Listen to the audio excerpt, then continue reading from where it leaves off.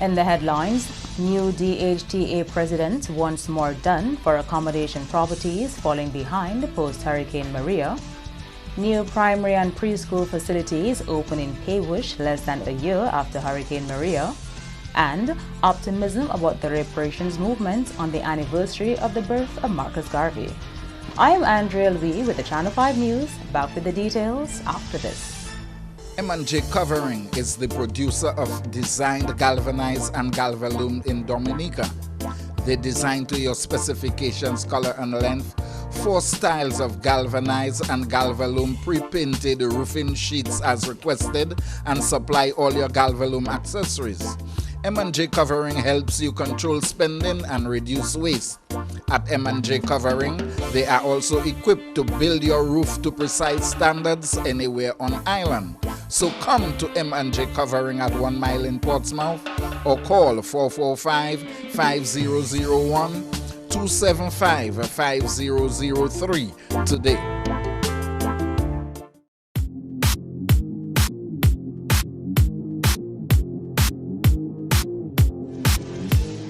Thank you for staying with us. First up, newly elected president of the DHTA, Marvin Alexander James, has pledged to make a case for authorities to do more for accommodation properties that have not been able to rebound since Hurricane Maria. Describing it as a critical period for the tourism industry, James says she plans on discussing with the relevant authorities her concern over the issue of shortage of rooms. Because we have identified a number of challenges that we feel that government needs to support the industry on, and at the AGM we kind of highlighted and alluded to some of those challenges, and they are not new challenges. Now post-Maria it's a little bit more evident in terms of what needs to be done, but they have been existing for quite a while. Market-ready rooms, as you know, Maria basically destroyed the entire industry. We have less than 300 market rooms operating as we speak, and our aim is to get as many of our properties back up and running at international standards. The restrictions on access to finance, as has been articulated by the DHTA board, James noted, needs to be reviewed by government if the hotel sector is to fully bounce back from the impact of Hurricane Maria. So you find that a lot of the smaller properties are unable to be able to access financing. And so as a DHTA, we'll be looking at the process, reviewing the process, and making recommendations to government in terms of what they can do to facilitate those members. There are quite a bit of large hotels coming on stream in the next year or two, which we are very happy for. However, there are the small boutique homegrown hotels that we feel that we really need to give them the assistance, because we do not want them to go out of business. Yes, the larger hotels will bring some international recognition to Dominica, but at the same time you need to maintain the smaller properties, because there is a market for that type of hotel. James says the new executive plans on reassessing the plight of accommodation properties that are yet to be rebuilt. This is part of the plan of the association, to meet with the members first, to understand. I mean, we have been doing that, but we want to go more in depth, to understand what their plans are, what type of support that they're looking for, what are the requirements and so on, and then make a case to government. On to matters of education, the opening of a fully refurbished primary school in Paybush on Thursday has marked a new beginning for pupils in that part of the country. Their school was devastated by Hurricane Maria. Here is the Minister for Education addressing the handing over ceremony of the refurbished Paybush Primary School. It takes on added significance because it is one of the first manifestations of this government's commitment to rebuilding Dominica in line with our goal of becoming the first climate resilient nation in the world. It is no accident, ladies and gentlemen, that one of our first major achievements in this regard is in the area of education, which directly impacts the well-being of our citizens. When we speak of climate resilience and rebuilding Dominica in a sustainable manner, our younger generation is at the forefront of our planning. Seja says education does have a role to play in helping create a more resilient future for Dominicans. We need to consider, therefore, the role of education in increasing the resilience of our country. How do we secure a safer future for our children? How do we empower our young people to survive in an increasingly uncertain environment? Therefore, the reopening of the Paybush Primary School signals our intention to provide these young people with a safe space that can withstand disastrous events. The minister expressed gratitude to the organization All Hands on Hearts Smart Response for its contribution towards helping Dominica build back better following Hurricane Maria. The organization spent the last 5 months on the Paybush Primary School rehabilitation project. All Hands on Hearts is a U.S.-based non-profit organization providing relief to people affected by natural disasters. The government and the people of Dominica are extremely grateful for the intervention of All Hands on Hearts, who have executed this project with impressive efficiency and skill, and you must be commended for that. I am indeed gratified with the special effort to rebuild with stronger trusses, higher quality timber, and roofing engineering that will withstand extremely strong winds, I've been advised. This is a most practical example of the climate resilience that we speak about. I want to thank the officials of All Hands on Hearts for helping us to implement this vision in a most practical and tangible manner. Your contribution shall forever be remembered by the community of Paybush, the Ministry of Education, and the government and people of Dominica. Seja acknowledged that through the efforts of nationals from 21 different countries, Paybush Primary School is a model primary institution. The Cable and Wireless Charitable Foundation was also instrumental in the reconstruction of the Paybush Primary School. In related news, the parliamentary representative for the Paybush constituency says she is grateful for the complete reconstruction and refurbishment of the primary school and preschool less than a year after Hurricane Maria. The primary school had to be demolished and redesigned to meet international standards. The new building is expected to withstand hurricanes and seismic events, making it a hurricane shelter. Apart from the building, toilet facilities and a bathroom have also been installed. A retaining wall was also constructed and fencing will also be installed. Like the Minister for Education, the MP also had words of commendation for the organization All Hands on Hearts Smart Response.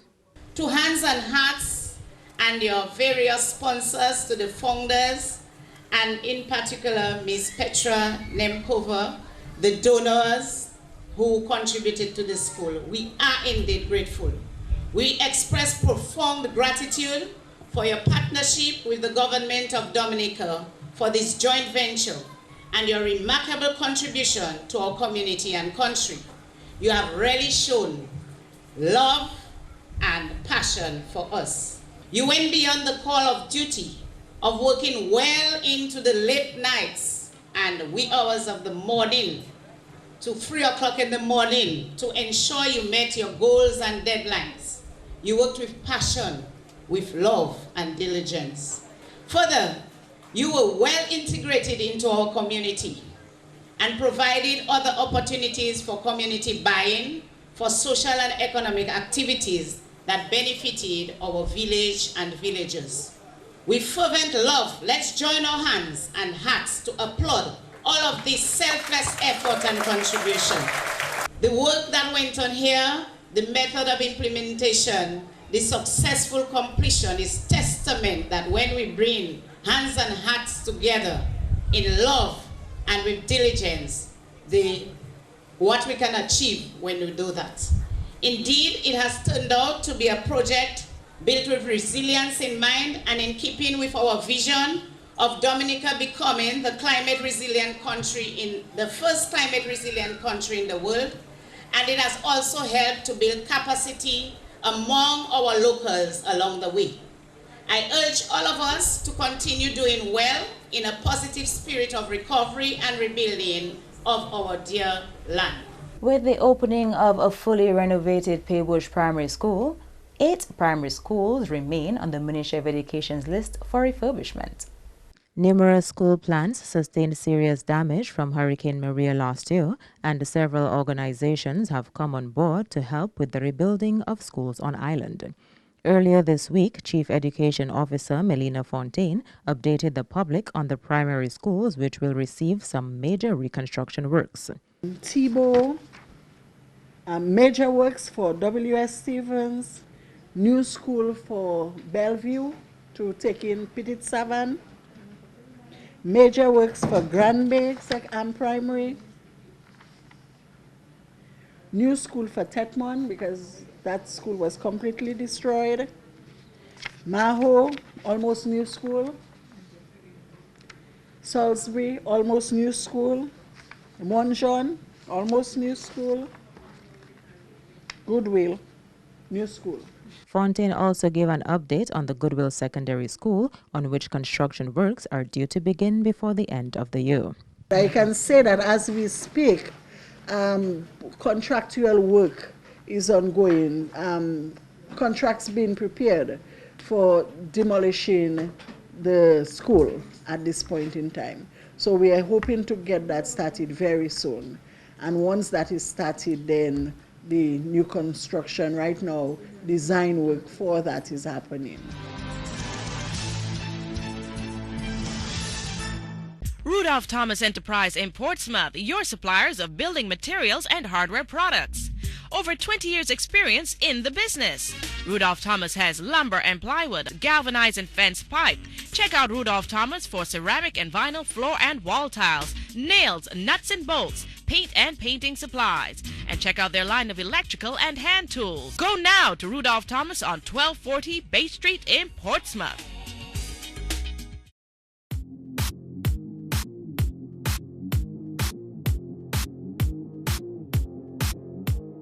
Chairperson of the National Reparations Committee, Dr. Damian Dublin, says the reparations movement is picking up, even if he admits it will take a long time to accomplish the mission. This as the Pan-Africanism movement celebrates the anniversary of the birth of Jamaican-born Marcus Garvey, who sought to unify and connect people of African descent.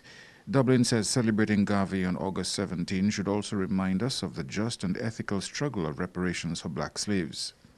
We have moved from emancipation to independence, and right now the call is for reparations. In essence, what the world is saying, and the United Nations have agreed that based on the atrocity done and the use of black labor to help develop the European countries, we think it's right that some sort of reparation or what we call compensation be given back to the people who you have used their labor to develop your country. At the time of emancipation in 1833-34, the British government paid £20 million in compensation to the plantation owners, including the family of former Prime Minister David Cameron, but none to freed slaves.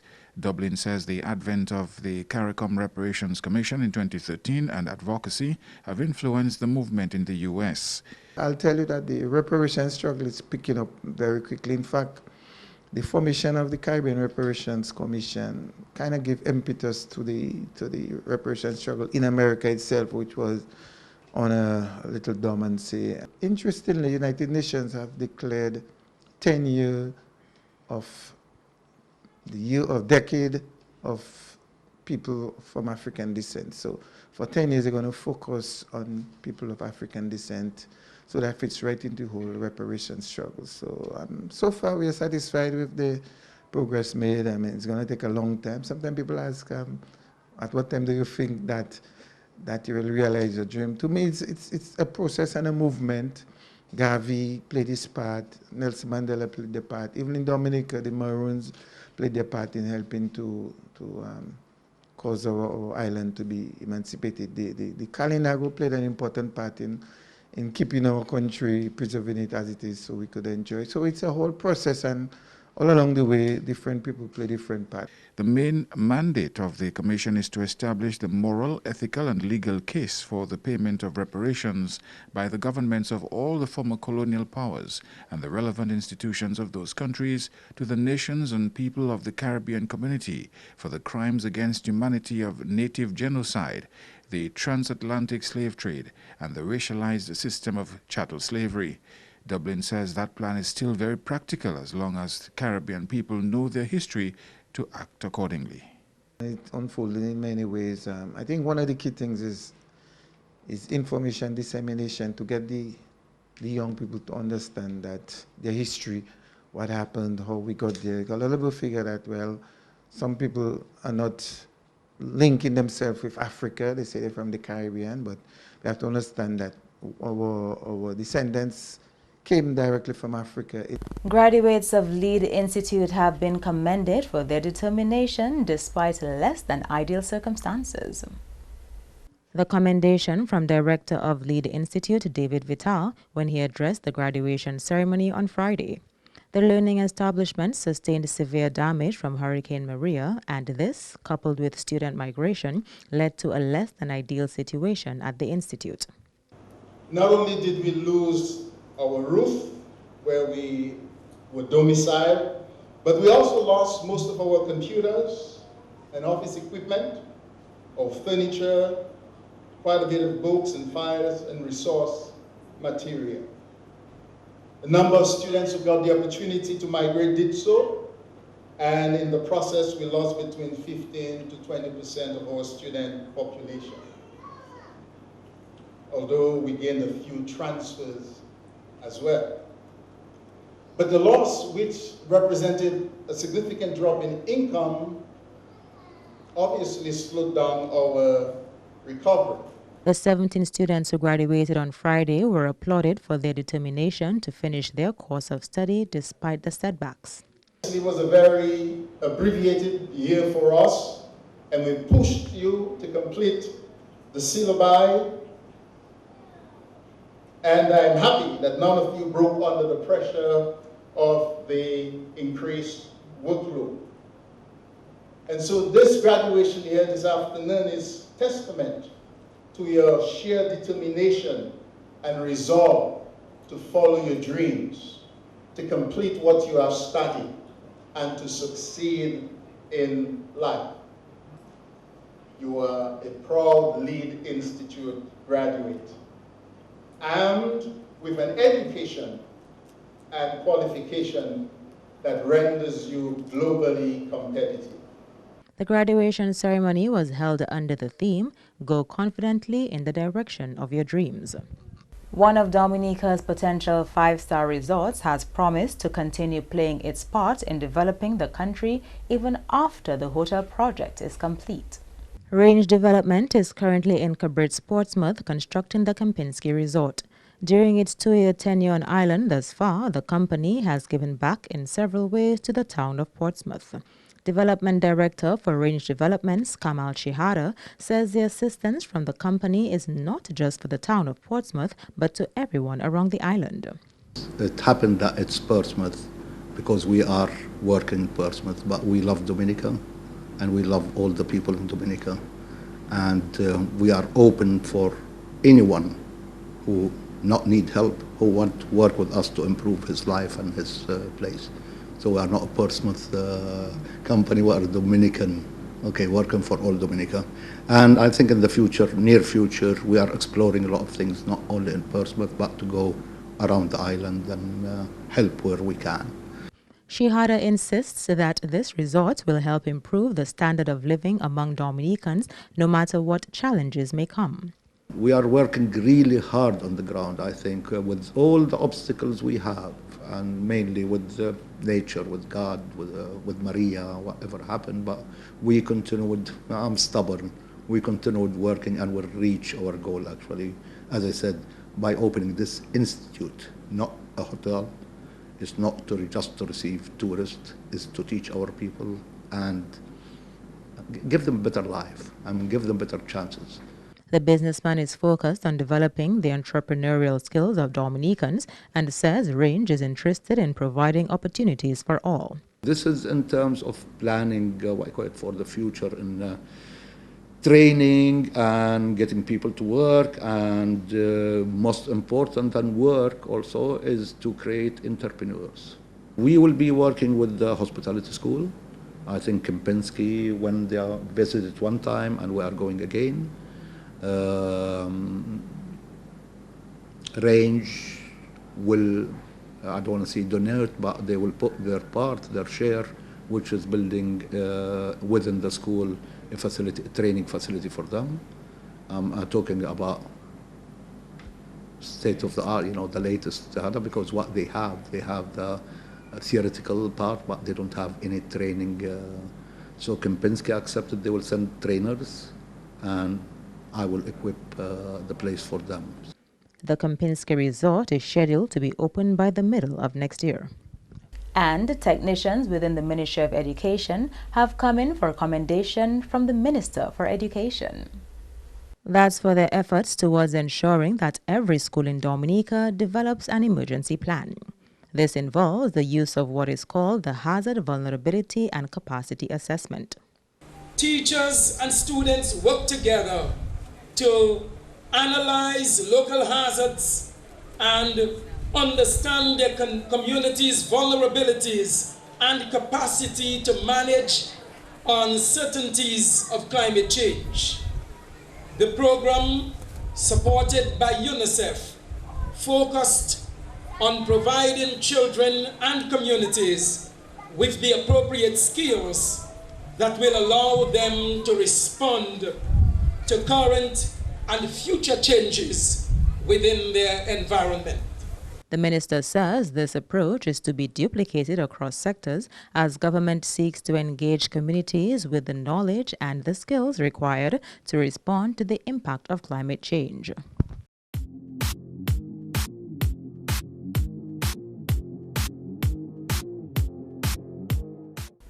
To end the news, the headlines again. New DHTA president once more done for accommodation properties falling behind post-Hurricane Maria. New primary and preschool facilities open in Paybush less than a year after Hurricane Maria. And optimism about the reparations movement on the anniversary of the birth of Marcus Garvey. Feel free to contact us at news@marpin2k4.com. You can also access our past newscasts on our YouTube channel. On behalf of the entire production team, I am Andrea Louis, and to all of our viewers around the world, thank you so much for watching. Have a wonderful weekend.